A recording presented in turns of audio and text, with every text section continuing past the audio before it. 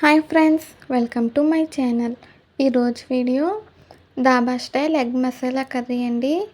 ఎప్పుడు ఒకేలా కాకుండా ఒకసారి ఇలా ట్రై చేయండి. ఎగ్ మసాలా కర్రీ చాలా టేస్టీగా ఉంటుందండి. అలాగే మనం సింపుల్గా కూడా తయారు చేసుకోవచ్చు. ఇప్పుడు మనం ఈ ఎగ్ మసాలా కర్రీ ఎలా తయారు చేసుకోవాలో చూద్దామండి. ముందుగా కర్రీ కోసం ఇక్కడ నేను ఉల్లిపాయ ముక్కల్ని ఇలా మీడియం సైజులో కట్ చేసుకుంటున్నానండి. అలాగే టమాటాలని బాగా చిన్న ముక్కలుగా కట్ చేశాను.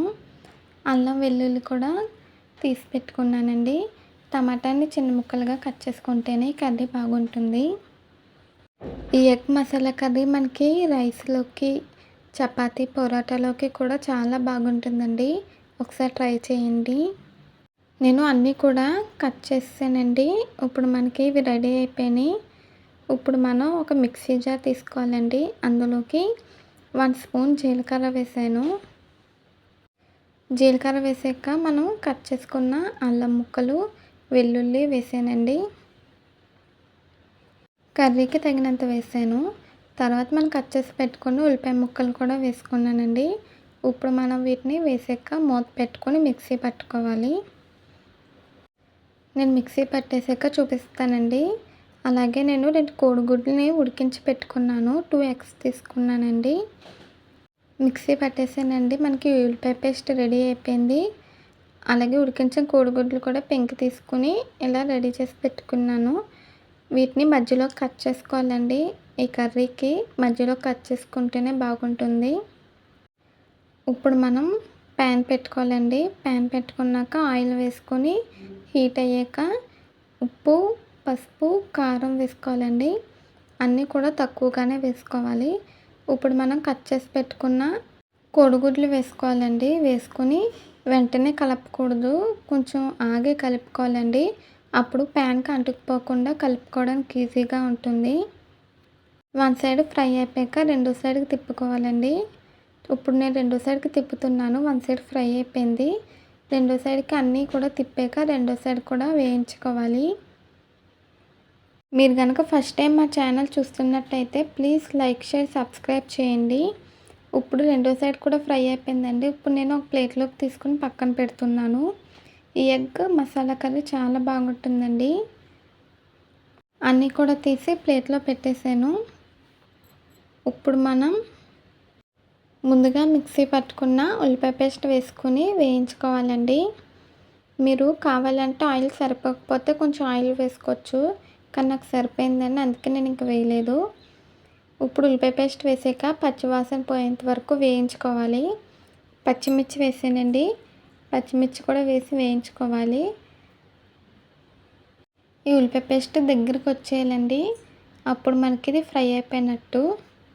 చూడండి ఫ్రెండ్స్, ఇలా దగ్గరికి వస్తే సరిపోతుంది. ఇప్పుడు మనకు ఉల్లిపాయ పేస్ట్ ఫ్రై అయిపోయిందండి. ఇప్పుడు మనం చిన్నగా కట్ చేసి పెట్టుకున్న టమాటా ముక్కలు వేసుకుని తర్వాత తగినంత పసుపు,